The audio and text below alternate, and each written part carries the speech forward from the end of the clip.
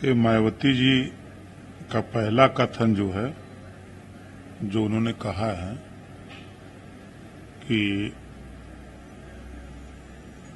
Encounter पे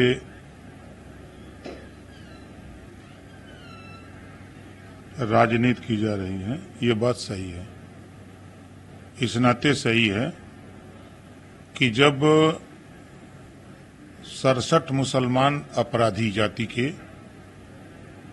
अपराधियों कोई जाति नहीं होती है, लेकिन अब जाति की बात हुई है, तो 67 मुस्लिम मारे गए तब अखिलेश जी की बोली नहीं आई।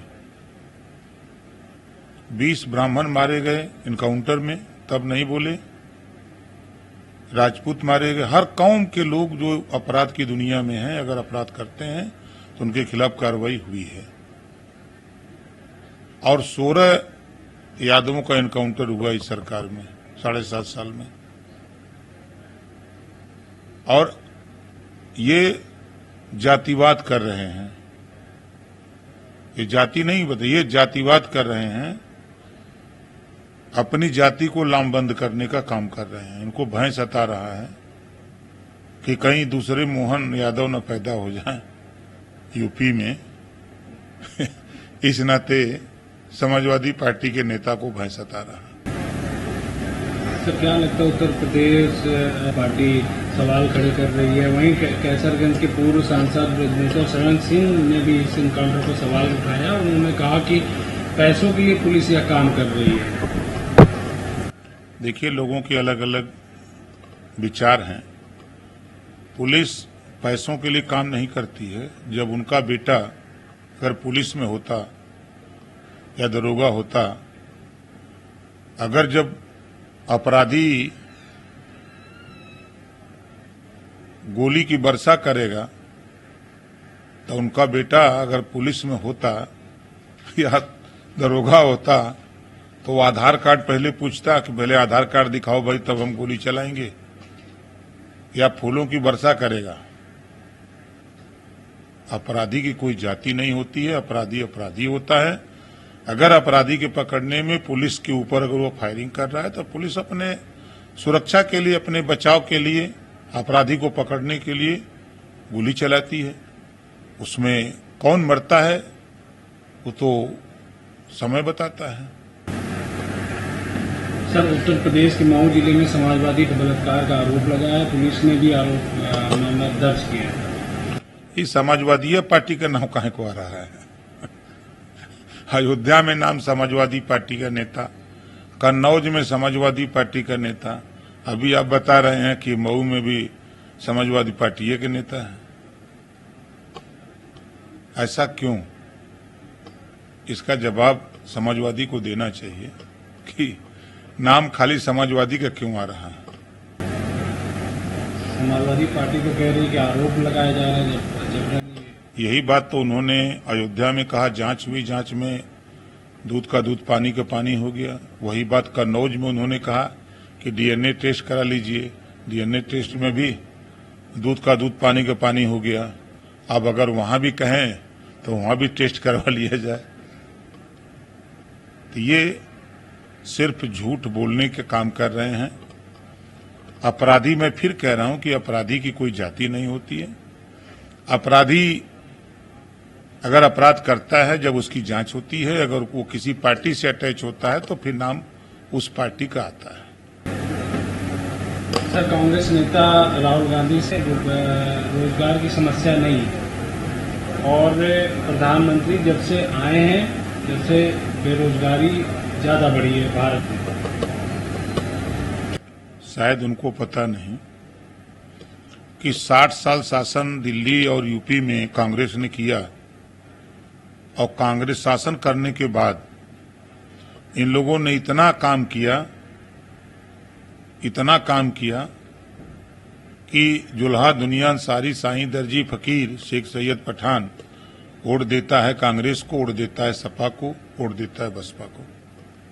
इतना विकास किया कि नौकरियों में आजादी के बाद 38% था। इन लोगों ने इतना विकास किया कि आज 1% भी नहीं रह गया है। यही तो कांग्रेस बसपा सपा का विकास है। और ये जो बोल रहे हैं राहुल जी विदेश में, जब उनकी सरकार थी तो उन्होंने क्या किया? आज वो जिस एयरपोर्ट से उड़ान भरते हैं उस एयरपोर्ट की कायाकल्प जरा फोटो खींच के देख लें या घूम के देख लें। रेलवे स्टेशन पर चले जाएं, देख लें। सड़कों का जिस तरह का डेवलप हुआ है उसको देख लें। सड़क से तो कम चलते हैं। तो विकास और रोजगार, देखिए नौकरी मिल रही है। अभी हम लोग नियुक्ति पत्र बांटा गया, जो पात्र है उसको मिल रहा है। जो क्रिकेट खेल रहा है, जो पढ़ लिख नहीं रहा है और सोच रहा है कि हम कलेक्टर बन जाए, आईएएस बनने के लिए मेहनत करना पड़ेगा। तो शिक्षा के सवाल पे तो राहुल जी का ध्यान नहीं आया। कांग्रेस पार्टी ही गरीबों की दुर्गति का कारण है। जब कांग्रेस की सरकार आई तो कांग्रेस ने एक रेखा खींच दिया, गरीबी रेखा। अय देश के गरीबों, तुम इस रेखा के ऊपर मत आना, उसी के नीचे रहना। तुम आवास की बात करना, शौचालय की बात करना, पेंशन की बात करना, लेकिन शिक्षा की बात मत करना, नौकरी की बात मत करना। ये रेखा किसने खींचा था? कांग्रेस पार्टी ने, गरीबी रेखा। आज उसी में गरीब, राशन नहीं मिल रहा है तो शौचालय नहीं बन रहा है तो पेंशन नहीं मिल रहा है, इसी में गरीब परेशान है। उसको अगर ये बताए होते कि शिक्षा शेरनी के दूध के समान होता है, जो शिक्षा रूपी दूध को पीता है वह शेर की तरह दहाड़ता है, तो गरीबी रेखा पार कर गया होता। लेकिन वो नहीं कर पाए। हमारी सरकार, हम जिस विभाग के मिनिस्टर हैं, अब एक नई स्कीम लेके आ रहे हैं। मुख्यमंत्री ने स्वीकृति दे दी, जीरो पॉवर्टी। एक गांव में 10 से 25 ऐसे परिवार जिनको योजनाओं का लाभ नहीं मिला, उनको केंद्र और प्रदेश सरकार की सभी योजनाएं एक साथ देंगे। रोटी, कपड़ा, मकान, शिक्षा, दवाई फ्री उनको देकर ऊपर उठाने का काम। इस योजना का शुभारंभ संभवतः अगले महीने मुख्यमंत्री जी के द्वारा जल्द ही होने की संभावना है। सर, सिर्फ एक विचारधारा को मानती है, सिर्फ एक धर्म को मानती है, बल्कि भारत में कई धर्म हैं जिनको सभी धर्म को एक बराबर मानना चाहिए। बाबा साहब डॉक्टर अम्बेडकर जी के संविधान को पढ़ लें। हम तो आरएसएस के चीफ को देखा हमने कि वो इस्लाम के कार्यक्रम में भी गए,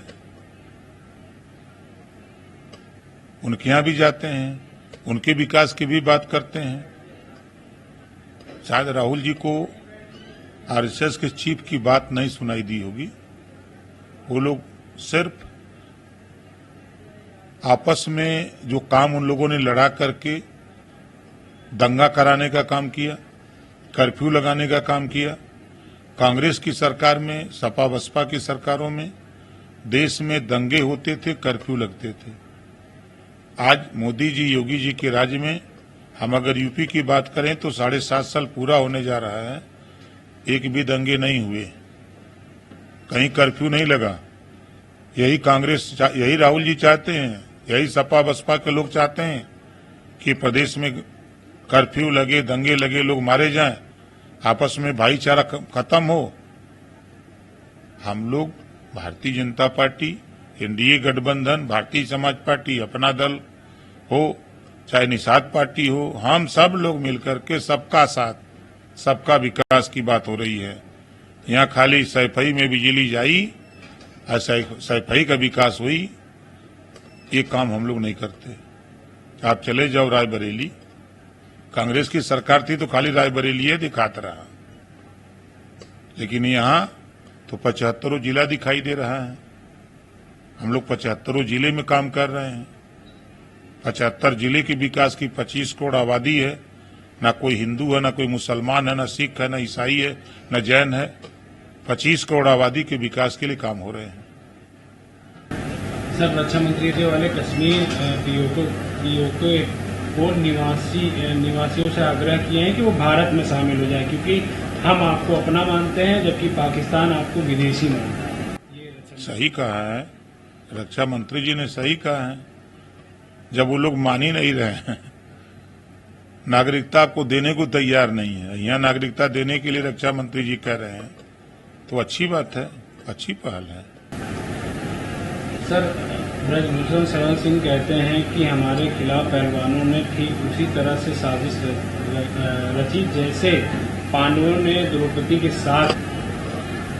अब तो जांच हो रही है, मामला चल रहा है न्यायालय में, अब उसका निर्णय तो न्यायालय करेगा, किसी के कहने से तो कुछ नहीं होगा ना। सर, प्रियंका गांधी ने ट्वीट करके कुशीनगर के प्रशासन पर प्रियंका गांधी ने कहा है कि उत्तर प्रदेश के कुशीनगर में अस्पताल का बिल भरने के लिए एक व्यक्ति को अपने बेटे को कथित तौर पर बेचने के लिए मजबूर किया गया। घटना दिल दहला देने वाली है। उन्होंने सवाल किया कि क्या अब देश में जिंदा रहने के लिए इंसानों को एक दूसरे को बेचना पड़ेगा। देखिए, शायद प्रियंका जी को पता नहीं है, देश के प्रधानमंत्री माननीय नरेंद्र मोदी जी 5 लाख रुपया आयुष्मान कार्ड के माध्यम से गरीबों को इलाज के लिए देते हैं। मुख्यमंत्री इलाज के लिए पैसा देते हैं। सभी विधायक 403 विधायक यूपी में इलाज के लिए पैसा देते हैं। हो सकता है उस गरीब हम लोगों तक न पहुंचा हो, आयुष्मान कार्ड न बना हो, तो उनकी भी ड्यूटी है, कांग्रेस पार्टी की भी ड्यूटी है, सपा बसपा की भी ड्यूटी है कि विकास की योजनाएं लोगों तक पहुंचे। उस काम को तो नहीं किया, सिर्फ निंदा करने का काम विपक्ष के लोग कर रहे हैं।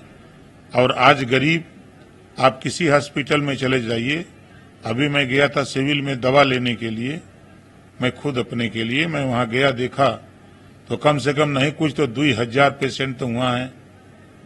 मैं जाता हूं जब मेडिकल कॉलेज, वहां बात करता हूं तो 10,000 से लेके 15,000 तक पेशेंट रोज आते हैं। केजीएमसी लखनऊ, पीजीआई, हर हॉस्पिटल में गरीब आ रहा, इलाज करा रहा है। अब गरीब नहीं पहुंच पा रहा है किन्हीं कारणों से, तो भाई अगर ऐसा हुआ है उसके साथ तो वो जांच का विषय है, किन कारणों से हुआ है। सर, एक आखिरी सवाल, उपचुनाव को लेकर सर क्या कुछ तैयारियां हैं? क्योंकि विपक्ष देखिए, सपा और बसपा कांग्रेस के लोग यही कहते हैं, विपक्ष की पार्टियां, कि बाई इलेक्शन सत्ता का चुनाव होता है। तो सत्ता में तो एनडीए है और जनता भी जानती है कि हम अगर विपक्ष को वोट देंगे तो 2.5 साल रोने रोएंगे कि सरकार नहीं है तो हम का विकास करें। तो जनता विकास चाहती है, इस नाते जनता सत्ता पक्ष को वोट देकर के सत्ता पक्ष के प्रत्याशी को जिताएगी। अभी तो कल हम लोग अम्बेडकर नगर कटहरी विधानसभा में कार्यक्रम था, और जहां कम से कम हमको अंदाज है कि 50,000 लोग थे।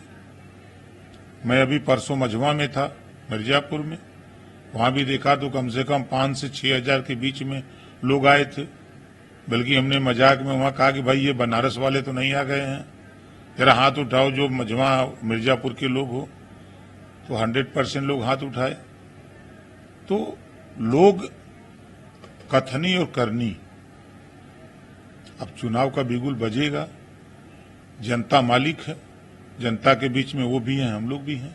हम लोग विकास के मुद्दे पर लड़ रहे हैं, वो जातिवाद के मुद्दे पर लड़ना चाहते हैं।